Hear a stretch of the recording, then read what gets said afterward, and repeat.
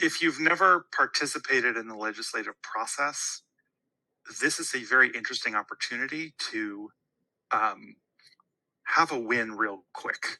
Yeah. So we are a week away, maybe, from the end of the session. And if this passes, it's one of the most comprehensive and far-reaching climate actions Oregon will have ever taken.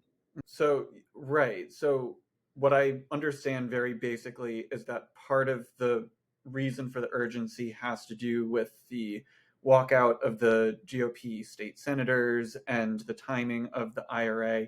Can you help me appreciate why that factors in here? Yeah, so the IRA earmarks about $1 billion for Oregon and Oregon communities to deal with the climate transition, update our EV infrastructure, transform the way we do transportation, transform the way that our buildings emit. That money, so at the same time here, we've lost about a month of the legislative session because of the Republican walkout. Got it. They're now back at the table, so things are happening a little bit earlier than we expected. But we have to get through that backlog of 500 bills, and climate is just one of the many priorities that Oregon is dealing with. If we don't pass this particular set of legislation, our agencies will not be set up in a way that can be in compliance with the IRA. Do I remember correctly that one of the reasons why you're feeling some hope about this is because the bills that we're trying to push through were bipartisan in the first place? Absolutely. So there's a bunch of bills have been consolidated now so that we can pass them faster. Okay. All of these bills have gone through the normal process of committee review, bipartisan committee review, often a bipartisan task force before the committee, debate.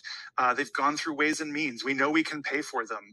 We know that these set of policies are things that we all agree on as Oregonians. No matter what part of the state you're in, they're sort of no-brainer win-win-wins that we need to do and get done. So a lot of these bills both came from a reaction to the IRA, so seeing the policies that are in the IRA, but it also came from our work in the Oregon Global Warming Commission, which basically takes stock of where are our emissions coming from and what actions can we do to reduce those. And the bulk of everything comes down to three things. How do we create energy? Electricity? How do we transport ourselves and our goods?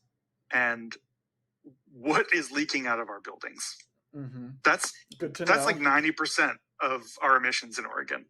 On the one hand, we have these new commercial building performance standards, which are going to be money and capital to invest in your buildings. Now, I'll tell you, it pays off because you save energy costs.